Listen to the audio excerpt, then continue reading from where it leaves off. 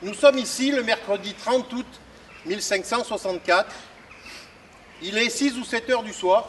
C'est une reconstitution grandeur nature à laquelle ont assisté samedi des spectateurs ébahis, et ce dans le cadre des Journées européennes du patrimoine. L'association Luçon Patrimoine et l'Office de tourisme ont mis à contribution les dagues du cardinal, les compagnons du théâtre et les coulisses du Milandi pour faire revivre un fait réel qui s'est déroulé à Luçon le mercredi 30 août 1564. Et c'est en consultant les archives de la cathédrale, archives retranscrites au XVIIIe siècle par un moine bénédictin, que Simone Fugère a retrouvé les traces de ce duel raconté par les témoins de l'époque. Je fais partie d'une association qui s'appelle Luçon Patrimoine, qui fait des recherches sur Luçon.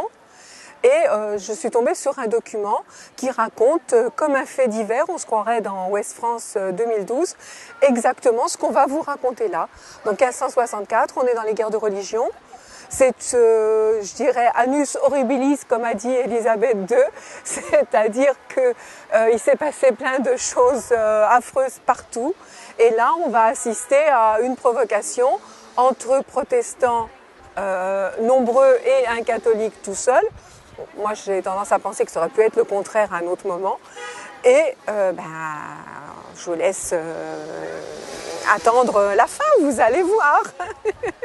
Je suis archer de Monseigneur le duc d'Anjou. Par la mort Dieu, je suis également Monseigneur. Je suis gentilhomme. Et tu es un poltron. Un poltron. Une épée. Un poltron. Montre-le-moi.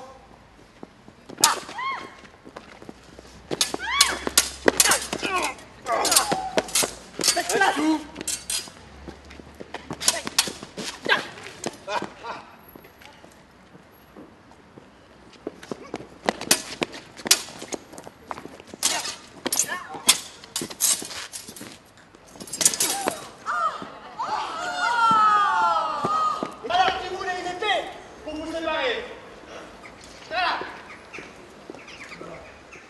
Je vous tuerai tous, sale catholique.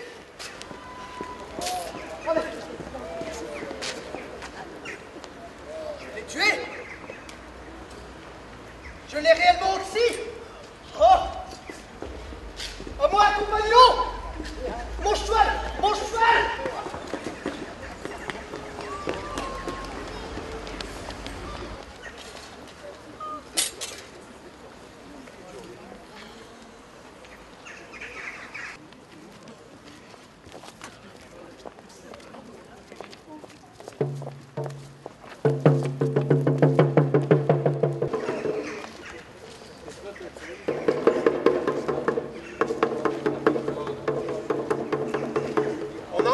Jean Girard dans la maison d'un dénommé Gillette. Malheureusement, Jean Girard, archer de Monseigneur le duc d'Anjou, était mort. Quant à Chastaignier, dit Levert, l'auteur de ce crime, il s'est enfui vers la ferme de l'Aumône et nul ne sait s'il a finalement été rattrapé.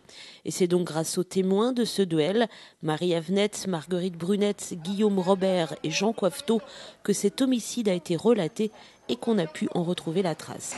C'est vraiment un récit détaillé avec les témoins. C'est-à-dire que là, on va vous présenter les témoins et ce qu'on a, c'est ça. C'est chaque témoin qui a raconté ce qu'il avait vu, ce qu'il avait entendu. Une reconstitution passionnante, saluée par le public qui a même bissé la scène, félicitant ainsi le travail des différentes associations.